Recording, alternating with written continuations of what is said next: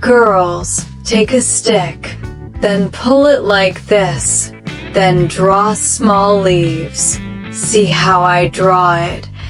Once the leaves are drawn, place a butterfly like this on both sides, then pull it like this and draw small dots.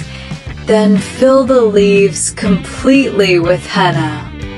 Then draw the upper leaves again small and the lower stick, meaning the stick has to be made big and thick. I will pull it small and thick between the leaves so that it looks beautiful.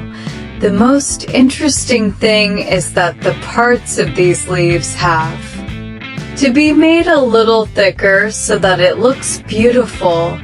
Then we will draw small leaves again through this title so that it looks beautiful and attractive. If you like it, then definitely like it and let me know in the comments.